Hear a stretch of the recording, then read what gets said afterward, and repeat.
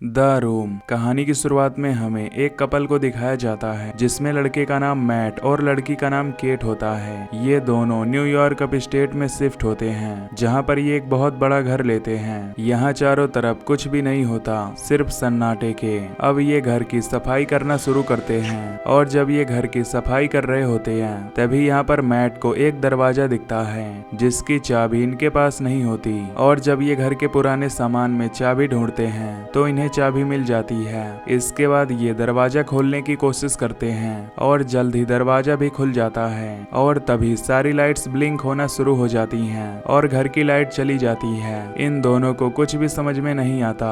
अंधेरा होने की वजह से ये कमरे में यानी कि बेसमेंट में नहीं जा सकते, इसीलिए अगले दिन ये इलेक्ट्रीशियन को बुला लेते हैं। और जब ये नीचे बेसमेंट में जाते हैं तो पूरी तरह से हैरान हो जाते हैं क्योंकि यहाँ पर चारों तरफ हजारों वायर्स होती हैं। जिन वायर्स का क्या मतलब है इन्हें कुछ नहीं पता। और तभी ये सेंटर में देखते हैं जहाँ पर एक व्हील होता है। इलेक्ट्रीशियन ये सब देखकर पूरी तरह से हैरान हो जाता है और वो कहता है कि मुझे यहाँ पर कुछ भी समझ में नहीं आ रहा। जाने से पहले वो मैट को बताता है कि यहाँ पर जो पहले लोग रहते थे उनका किसी ने मर्डर किया था और बहुत वक्त से ये घर खाली है। मर्डर की बात सुनकर मैट को बहुत अजीब लगता है क्योंकि कोई भी ऐसे घर में नहीं रहना चाहता जहाँ पर मर्डर हुआ हो। अब वो इसकी इन्वेस्टिगेशन करना शुरू करता है और इंटरनेट से उसे पता चलता है कि सन 1975 में यहाँ पर एक कपल रहता था जिसका एक लड़के ने मर्डर कर दिया। मर्डर करने की वजह क्या थी कभी किसी को पता नहीं चली और इसके बाद उस लड़के को मेंटल अजाइलम में भेज दिया गया। मैट इन सब बातों से थोड़ा डिस्टर्ब हो जाता है। अगले दिन वो अकेले ही उसी रूम में चला जाता है। उसके पास एक टेबल लैंप भी होता है। मैट का माइंड परेशान होता है, इसीलिए वो कहता है कि काश मेरे पास एक वाइन की बोतल होती। और अगले पल लाइट पूरी तरह से ऑफ हो जाती है और तभी मैट के सामने एक वाइन की बोतल होती है। मैट उस बोतल को देखकर घबरा जाता है क्योंकि उसे समझ नहीं आता कि बोतल यहाँ पर कैसे आई। अगली सुबह केट उस रूम में जाती है जहाँ पर मैट रात से है और जब वो रूम में जाती है तो देखती है कि वहाँ पर बहुत सारा कीमती सामान है। केट को कुछ भी समझ में नहीं आता। मैट उसे कहता है कि ये एक विश रूम है, यानी कि जो भी तुम यहाँ पर विश करोगी वो विश तुम्हारी पूरी हो जाएगी। और केट यहाँ पर अपनी जॉब के लिए विश करती है। मैट उसे समझाता है कि जॉब नहीं, कोई ऐसी चीज जो यहाँ पर आ सके। केट कहती है कि मुझे पैसे चाहिए और जैसे ही वो विश करती है एक बार फिर से लैंप ब्लिंक होना शुरू हो जाता है और जब लाइट पूरी तरह से जलती है तो ये देखते हैं कि रूम में पैसे हैं, यानी कि ये रूम जो भी विश करो वो पूरी करता है। अब क्योंकि अपनी सारी विशेष को इस रूम से पूरी कर सकते हैं इसीलिए दोनों अपनी जॉब छोड़ देते हैं। वहीं मैट को पता चलता है कि सन 1975 में जिस लड़के ने यहाँ पर रहने वाले कपल को मारा था आज भी वो जिंदा है, वो जेल में है और उसे इन बातों से फर्क नहीं पड़ता।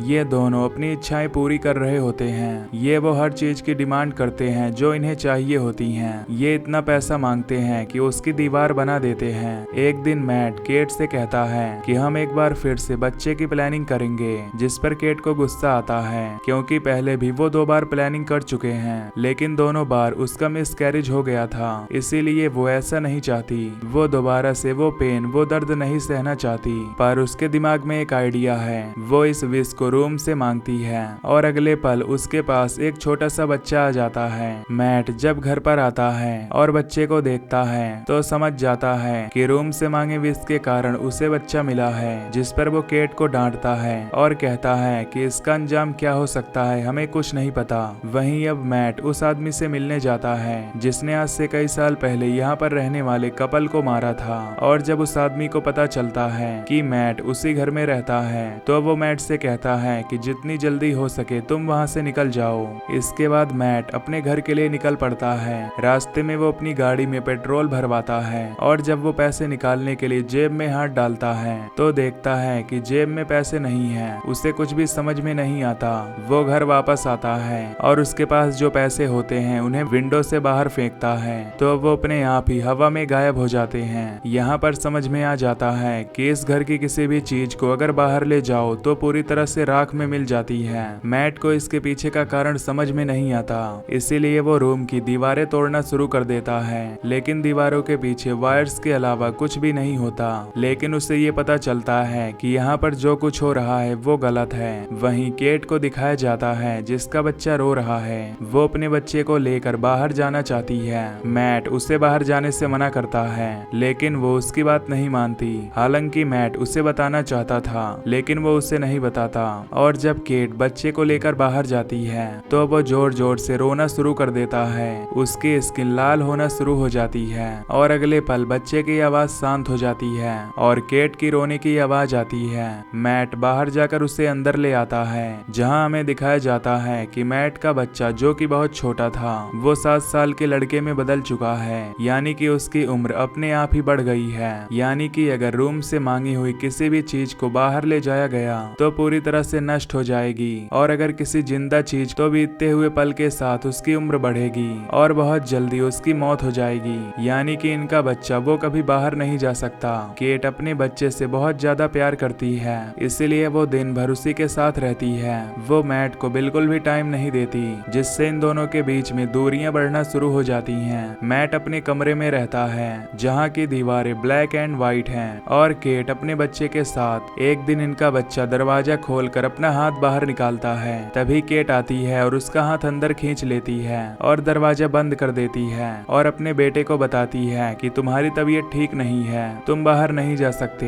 एक रात को जब इनका बेटा घर में घूम रहा होता है तो वो उसी रूम तक पहुंच जाता है जहां पर सारी इच्छाएं पूरी होती हैं। वो देखता है कि वहां पर बहुत सारी वायर्स हैं और वो उस व्हील तक भी पहुंच जाता है। यहाँ पर इस बच्चे को सारा सच समझ में आ जाता है कि वो इस दुनिया में कैसे आया। साथ ही उसे रूम की पावर्स का भी पता चलता है, इसीलिए वो इस रूम को पूरा बाहर जैसा बना देता है। यानी कि बाहर का जो माहौल है अब वो इस रूम के अंदर है। केट अपने बेटे से बहुत प्यार करती है, इसीलिए वो भी उसके साथ खेलती है। तभी वहाँ पर मैट आता है और बच्चे का हाथ पकड़कर उसे खींचकर यहाँ से बाहर ले जाता है, यानी कि उसके कमरे में ले जाकर धकेल देता है। केट और मैट के बीच में आर्ग्यूमेंट्स होते हैं और अगले दिन मैट को मेंटल एजाइलम से उसी कैदी का कॉल आता है जिसने सन 1975 में इस घर में रहने वाले कपल को मार दिया था। और वो मैट को बताता है कि सन 1975 में यहाँ पर जो कपल रहता था उसने पहले एक बच्चे की विश मांगी थी और वो बच्चा मैं था।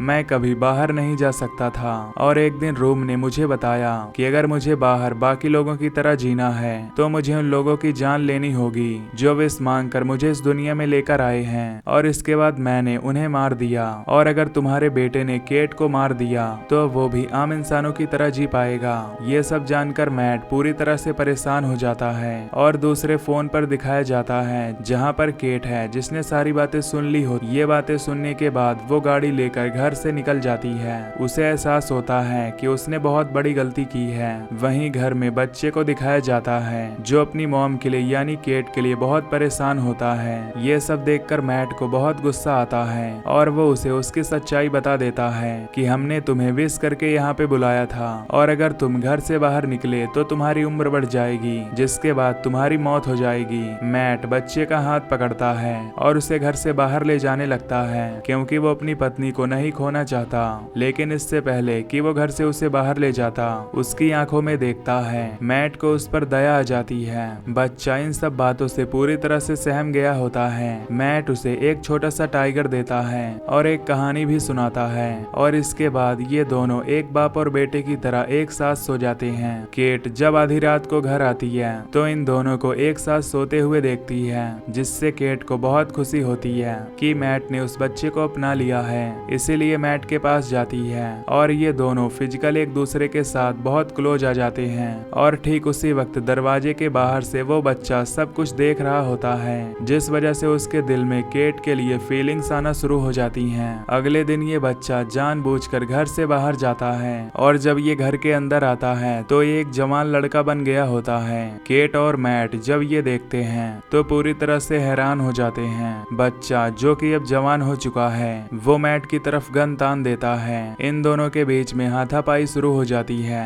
और इसी हाथापाई में केट बेहोश हो जाती है। जब केट को होश आता है तो उसके सामने उसका पति मैट होता है। मैट उसे बताता है कि मेरे उस बच्चे के बीच में हाथापाई हुई और इस हाथापाई में उसकी मौत हो गई। केट को यह जानकर बहुत दुख होता है। अब कुछ दिन बीत जाते हैं और यहाँ पर दिखाया जाता है कि केट पूरी तरह से डिप्रेस है। वो उस घर में नहीं रहना चाहती, इसीलिए वो मैट से कहती है कि हमें इस घर को छोड़कर चले जाना चाहिए। पर मैट पूरी तरह से बदल गया है। वो केट को कहता है कि हमें इसी घर में रहना चाहिए क्योंकि हमारे पास यहाँ पर सब कुछ है। केट को कुछ कुछ शक तो होता है लेकिन उसे कुछ भी पूरी तरह से समझ में नहीं आता और इसके बाद मैट केट के करीब जाने की कोशिश करता है, उसके साथ जबरदस्ती करने लगता है। केट उसे अपने से दूर करती है और यहाँ पर उसे समझ में आ जाता है कि ये मैट नहीं बल्कि वही बच्चा है जिसने रूम से विश मांगकर अपना रूप मैट के रूप में बदल लिया है। अब यहाँ पर केट भागते भागते बेहोश हो जाती है। वहीं असली वाले मैट को दिखाया जाता है जो होश में आता है। वो पूरे घर में केट को और उस बच्चे को ढूंढता है लेकिन उसे वहाँ पर कोई भी नहीं मिलता।